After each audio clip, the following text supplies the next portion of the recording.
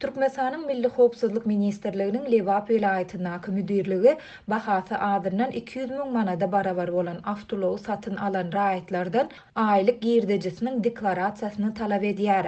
Deklarasiýany doldurup bilmedik raýatlara garşy suwdy işi gozulýar ýa-da olaryň ulowlary elinden alynýar. Bu barada Azatlyk radiosynyň habarçysy Lewapdan maglumat berýär. Habarçymyň maglumatyna görä Türkmenabad we Farab şäherlerinde Milli Howpsuzlyk Ministrliginiň işgärleri soňky 3 aýyň dowamında adyrnan 200 000 manada barabar bolan awtolow satyn alan raýatlaryň öýlerine aýlanýar. Olar raýatlary bu awtolowyň bahasynyň resmi kursda tas 60 000 Amerikan dollaryna barabardygyny aýdyp, olardan aýlyk girdejisiniň deklarasiýasyny, ýagny ulow satyn alyp biljek mukdarda girdejisiniň bardygyny subut etmegi talap edýärler. Soňky ýylllarda manadyň hümmetsizlenmegi netijesinde 2013-2015 ýyllarda öndürilen könülüşen awtolowlar 200 000 we 300 000 manatdan bahalanýar. Ulow 300 000 manat bolanda da onuň bahasy gara badaryň narhynda 10 000 dollara yetmeýär diýip efirde atlandyrylmasydlygyny soran Lewaply ýaşaýjy 25 awgustda habarçymyza gurrun berdi.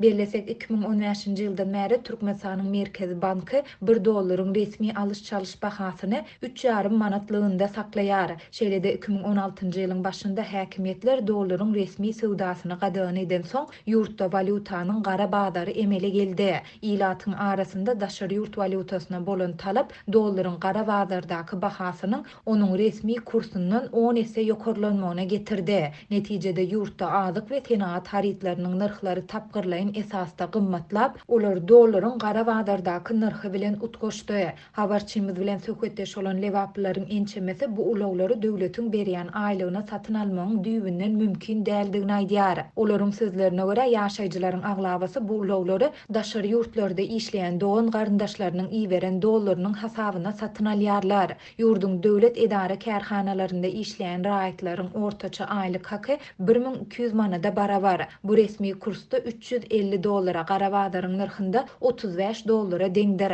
Bu aýlygy güzeran ekläp ulow almak mümkin däl. Köp adam daşary ýurtlarda işleýän dogan garyndaşlarynyň iýberen dollaryny gara badarda çalışyp şonuň hasabyna ulow satyn alýar diýip Lewaply ýaşaýjy aýtdy. Onuň sözlerine görä daşary ýurtlardaky türkmen raýatlary öz ýurt içindäki dogan garyndaşlaryna tanyş bilişleri arkaly dollar ýollaýarlar. Olaryň iýberen daşary ýurt valutasynyň möçeri tas hiç bir ýerde resmi taýdan hasaba alynmaýar.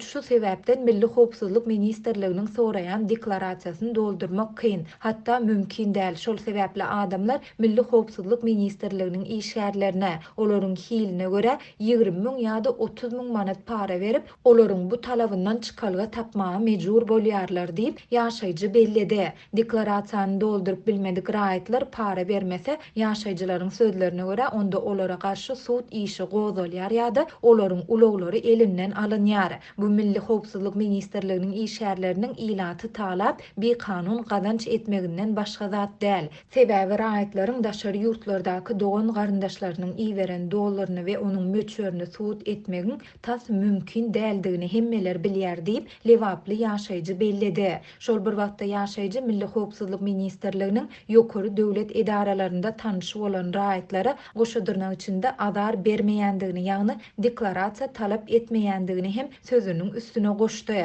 Azatlyk ýokarda beýan edilen ýagdaýlar barada Milli Howpsuzlyk Ministrliginden we onuň Lewap vilayatynyň müdirliginden goşmaça maglumat ýa-da kommentari alyp bilmedi. Soňky ýyllarda türkmen häkimetleri awtolow eýelerine degişli dürli talaplaryň, çäklendirmeleriň we gadançylyklaryň ençemesini güýje girizdiler. Ulowlaryň ak ýa-da açyk reňkde bolmagy, olaryň daşky detallarynyň ähli bölekleriniň ak reňkde bolmagy ýaly talaplar olaryň dine käbirdir. Türkmenistanda häkimetler öz girizýän talaplaryny, gadançylyklaryny ýa-da çäklendirmelerini köplenç dilden görkezme esasında amal edýärler.